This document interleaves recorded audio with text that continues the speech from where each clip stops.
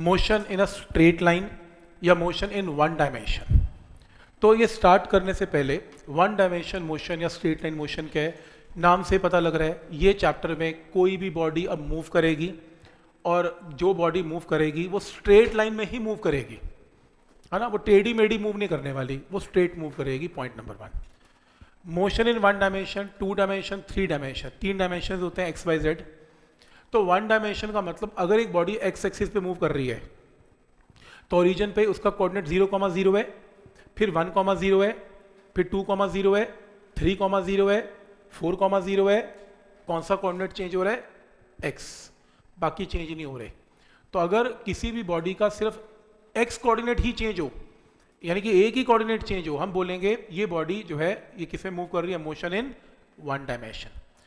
जैसे अगर Y axis में मूव करती है तो 0,0, 0,1, 0,2, 0,3, 0,4 and so on.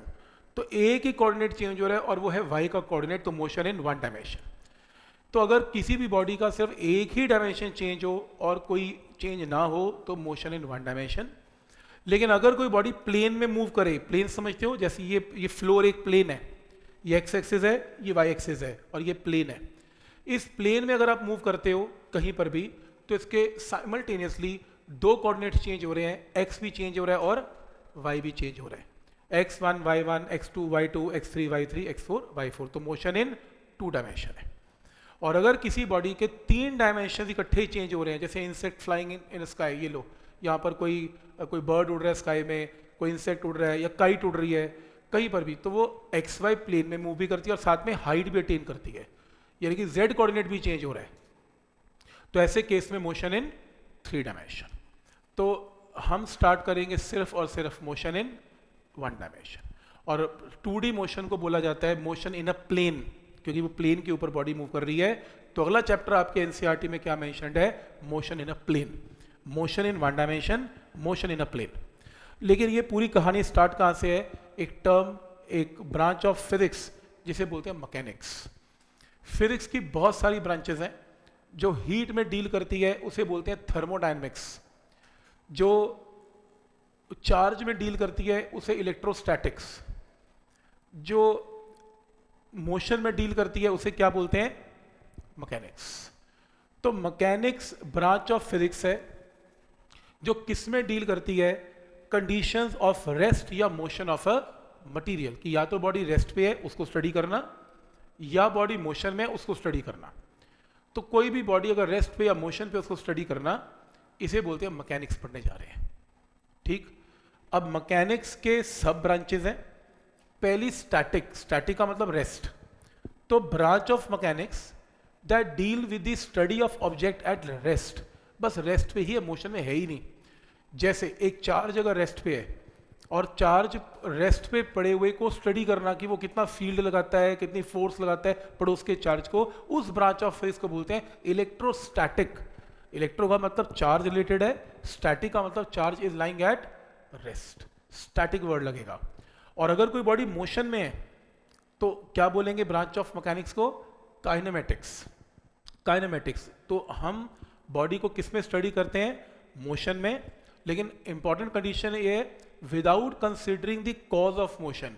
Cause of motion, किसने उसको धक्का मारा, कितनी फोर्स से धक्का मारा, ये नहीं स्टडी करते। बस यू पता है, वी पता है, ए पता है, टी निकाल दो। ये ना डिस्कस करो किसने वेलोसिटी दी थी, कितनी फोर्स से वेलोसिटी दी थी। तो इसमें फोर्स स्टडी नहीं करते, बस वेलोसिटी स्टडी करते हैं। तो लिख सकते हो मैकेनिक्स की एक लाइन लिख लो, ब्रांच ऑफ फिजिक्स जो कि डील करती है एक बॉडी को कि बॉडी रेस्ट पे है या मोशन में। और इसकी दो ब्रांचेस लिख लो, स्टैटिक्स एंड काइनेमेटिक्स। तो स्टैटिक्स में branch of mechanics that deal with study of object at rest, and kinematics में मोशन। काइनेमेटिक्स में बॉडी किस में है? At motion.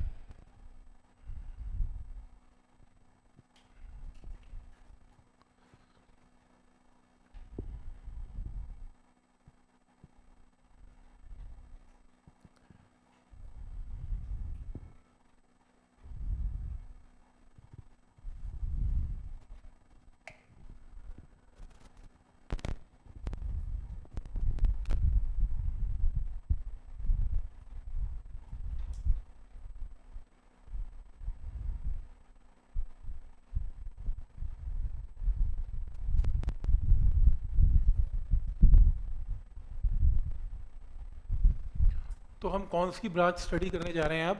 मैकेनिक्स। बड़ी ब्रांच है। आप पूछो सर कितनी देर में ख़त्म हो जाएगी मैकेनिक्स, मतलब कितनी देर लगेगी?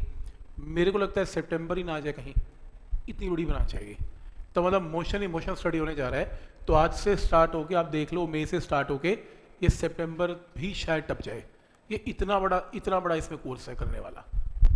ठीक, फोर्स है, एनर्जीज़ हैं, इसके अंदर वेलोसिटीज़ हैं, मोशन ऑफ प्लेन है, इसमें बहुत कुछ है करने वाला। ठीक, बहुत बड़ा पार्ट है ये एक्चुअली +1 का। तो इसको हम थोड़े थोड़े टुकड़ों में स्टडी करेंगे। जैसे पहले काइनेमेटिक्स करेंगे, तो अब 15 दिन नेक्स्ट हमारा सिर्फ काइनेमेटिक्स ही चलेगा। मोशन 15-20 दिन सिर्फ काइनेमेटिक्स है।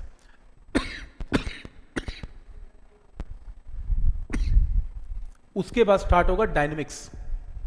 डायनेमिक्स डील करता है with study of motion of the object. Body motion में है उसको स्टडी करता है, लेकिन taking into the consideration the cause of their motion, यानी कि फोर्सेस को स्टडी करेगा। किसने धक्का मारा, कितनी फोर्स से धक्का मारा, ये कंसिडर किया जाएगा। तो पहले चलेगी काइनेमेटिक्स, हम फोर्स को स्टडी नहीं करेंगे। फिर चलेगा डायनेमिक्स, हम फोर्सेस को स्टडी करेंगे। तो इसकी सब ब्रांचेज हैं, स्टैटिक्स, काइनेमेटिक्स और डायनेमिक्स।